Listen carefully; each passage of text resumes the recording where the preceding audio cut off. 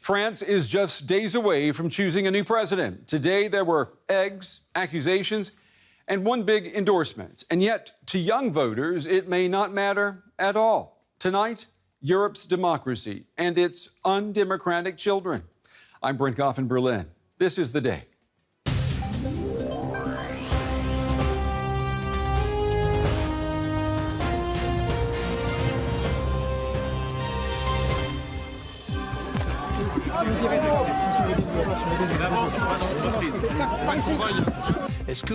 Are you formally accusing Emmanuel Macron of having a personal offshore account in the Bahamas?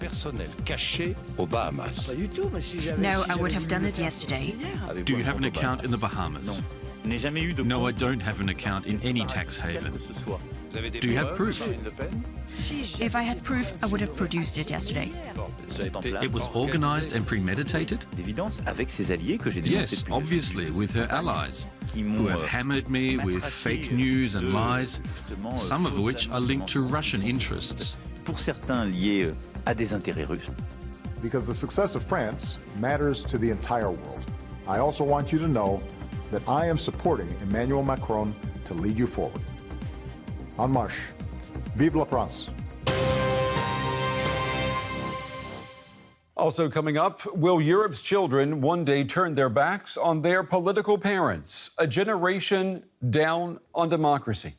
That's coming up in about 12 minutes. We begin the day as the final day begins to campaign in France. On Sunday, voters will choose a new president. It is now a race against the clock, with just 24 hours left for speeches and stumping. Last night, the country watched a marathon debate, a tête-à-tête on television between the far-right Marine Le Pen and the centrist Emmanuel Macron. Before the debate, Macron held a steady lead in the polls. On the day after the debate, his grip appears to be stronger, despite being called a French poodle to Europe's master, the German Chancellor Angela Merkel. You went to Chancellor Merkel for her blessing because you won't do anything without her consent. When you are asked, how will you stand up to Mrs. Merkel? You say, I won't oppose her, I'll be with her. Of course I want France to work with Germany. Whatever happens, France will be governed by a woman, either me or Mrs. Merkel. Well, from their final debate to their final rallies, that's what the candidates are holding tonight. Our correspondent, Georg Mattes, is with the candidate, Emmanuel Macron, in Albi in the southwest of France. Good evening to you, Georg. So this was the very last campaign performance that we're going to see from Mr. Macron before voting begins on Sunday. He spoke to voters. What did he have to tell them? Well, first of all, Brent, he got a hero's welcome when he arrived here in the heart of Albi in the southwest of France, with people cheering, waving French and European flags. And he sent out a clear message that he wants to bring about a new France. He wants to start a lot of things from scratch. He first of all presented today his new idea of a social dialogue, of a new way of giving young people in particular, the first ones he mentioned in his speech, by the way, a new perspective, a new future and a new vision for their life. And so he said they're really the future of our country. We need to make sure that young people see a future for themselves in this country. Yeah, it's interesting you said that too, especially considering these new studies that are coming out that show so many young Europeans feel disconnected to democracy. Why did Mr. Macron, why did he choose to go to Albi? Essentially two reasons. One is he wants to stay as far as possible away from the establishment, from the elite in Paris, practically for the same reason that Marine Le Pen chose a place way out in the countryside. Secondly, he visited today a glass manufacturing factory, and that is quite a success story for this region here. The factory weathered the storm of globalization, if you want, fairly well, and he used it as an example to show how he wants to deal with globalization. He doesn't want to seal off France in a protectionist economic scheme, but he rather wants to control globalization, to create new deals, to renegotiate deals, and that is the way he wants to go forward. Georg, there have been accusations today that Macron had an offshore account. He has denied that. Le Pen has denied accusing him of that. But prosecutors are now investigating this as a possible case of fake news that has been pushed to hurt him. How damaging is this likely to be?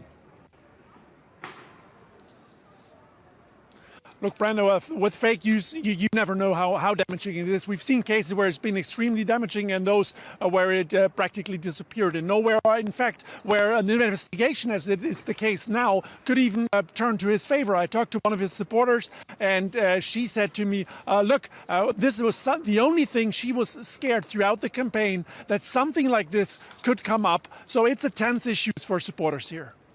All right, our correspondent Georg Mathis on the campaign trail tonight with the centrist candidate Emmanuel Macron in the southwest of France. Georg, thank you very much. Yeah, there's been a lot of demonizing in this campaign. The European Union devil, the demonizing of the power of Germany, demons, saints, and gods. What about the role of religion, particularly Islam, in France's election? Talk about that. I'm joined by Martin Gack. He is our religious affairs correspondent here at DW. It's good to have you back here at the big table, Martin. So, France has the largest Muslim population in Europe. Head-to-head with Germany, but yes, very sizable. So, it was the topic in the debate last night, right? Mm-hmm. We want to just take a listen right now to what was said. You don't have a project. You're complacent about Islamic fundamentalism. We must not fall into the terrorist trap, the trap of civil war, the trap that they set for us. It's the trap that pushes you to divide the French people by insulting them over their religion and bringing this conflict into our country. That I will never do, never. To whom were they speaking last night with that? Well, to their bases. I mean, Marine Le Pen was quite clearly talking to her base and then trying to appeal to two groups that had been actually unlikely voters, but still have actually come into the game sort of on the side of Le Pen, which is some remnant of the center-right vote, including some of the Jewish community, strangely enough, which is actually has been at the receiving end of some of the terrorist attacks and has been sort of concerned about questions of Islamism, but at the same time, interestingly enough, to the gay community, which has at a rate of about 20%, according to some polls, sided with Le Pen. Well, it reminds me of what we saw a little bit in the U.S. presidential election, too, with U.S. Jews and with gays supporting Trump. Do you see any parallels there? Yes, absolutely. I mean, I think that what we have is essentially a failure of the left to address a question of essentially universal values. I mean, when you admit that certain forms of morality, I mean, such as very religious morality, in sexual morality matters, comes into the political equation, the question is, how is it that you defend the principle of the rights of, like, your entire population? Yeah. So, I mean, I think that this is one of the major elements. Macron, if I may, I think that Macron essentially is talking precisely to the other side of that equation. Hollande came to power with 86% of the Muslim vote, and the Muslim vote, if we can talk about a Muslim vote, essentially has deserted the Socialist Party. But it's very clear that with Le Pen taking the kind of tone that she takes towards Islam in France, conflating it with Islamism and conflating it with terrorism, I mean, she makes a ball out of everything, essentially, makes the Muslim community, by and large, even if it's not a bloc vote, side immediately with the opposition to Le Pen. Okay, so well, can we say then that there is a Muslim vote in France, and is it big enough, is it strong enough to tip the vote on Sunday? I mean, the Muslims who vote in France are about 1% of the electorate, so it's not large enough, but most certainly could tip the balance if this comes very close. At this point, this doesn't seem to be the case. I mean, Macron is at 60 points and Le Pen is trailing. However, the fact is that even if you have all this set of people that do not vote along religious lines, most certainly they all belong to a contingent that is being unfairly and brutally vilified by an entire section of the French political system. What about this religiosity factor that I was saying earlier? I mean, we know that France is a traditionally Catholic country. It has a large Muslim population. It's known for a stringent separation of religion and state. You take all those factors together, and what kind of nexus do you get then on election day? I don't really think that France at this point is really seeing a resurgence of Catholic or Catholic or Christian conservatism. I think that what you're seeing is something much more interesting and much more difficult to gauge, which is that the notion of secularism in France does not have to do with, as in the US, protecting religions from the state, but rather protecting the states from the power of religions.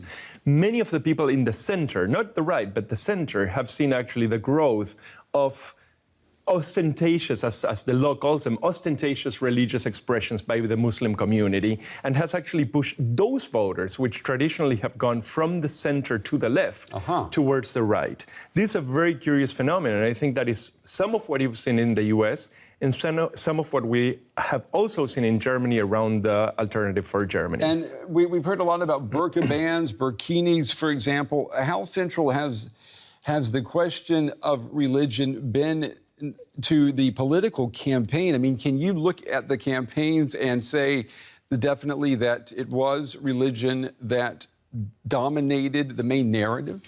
I don't think that religion dominated the main narrative, not even of the FN, of the Front National. What I do think is that very much these images of burkinis and burqas and the ban was very fresh in the mind of the French voters, and it helped to actually produce a narrative.